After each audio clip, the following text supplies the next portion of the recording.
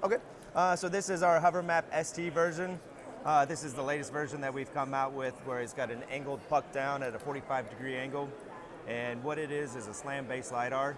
So it's simultaneously localizing and mapping at the same time. So as it's spinning and collecting the 3D environment, we can also use that environment to navigate the aircraft in GPS-denied environments. So we're really big in mining, places that most aircraft cannot fly because they don't have a GPS solution. We can use the actual LiDAR to navigate the aircraft. I have a bit of an example I could show you. I don't know if it'll come out well there. Yep. Let me scoot through.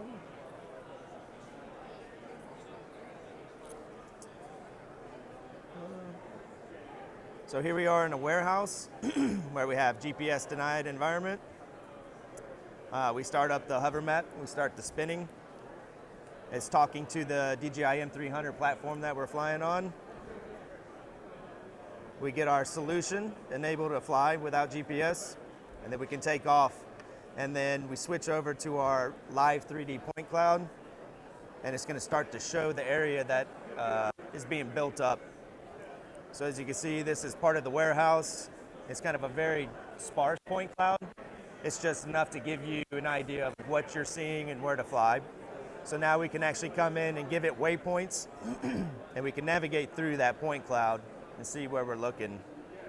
So we can give it waypoints and tell the aircraft to go autonomously fly to these points. And at the same time, it's going to navigate around obstacles to get to those points.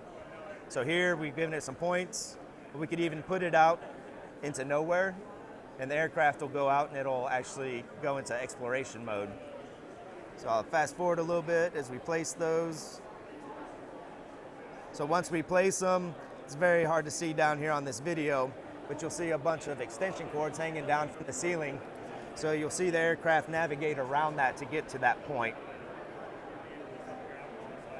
Once it accomplishes the first waypoint, then it's going to go to the next one. And again, it's using the environment that it's building to find the best route to it. So it scoots around, comes to these different points.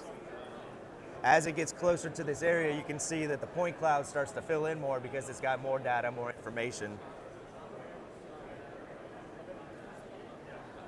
So then it navigates, goes to find the next waypoint. And then as it goes to the last one, there's going to be a bit more obstacles to where it wants to move around them.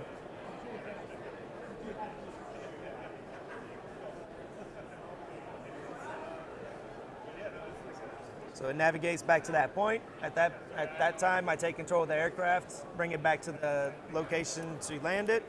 We can auto land it as well, still without control of the sticks. Bring it back down, stop our scan, and then all we have to do, and turn this around, on the back of the hover map here, let me get this turned down so you can see it. You just open this up and there's one USB port.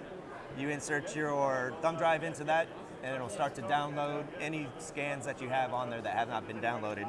So this has a 500 gigabyte storage inside of it. So all of those scans will stay on there until you delete them.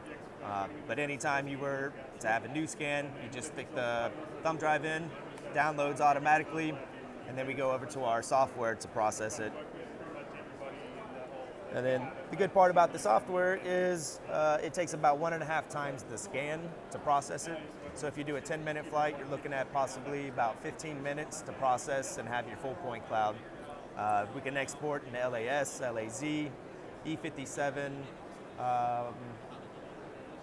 OBG, I believe, OBJ, and yeah, all the file formats that are needed to go into all third-party softwares. And then from that point, we just clean it up, send it off to the customer.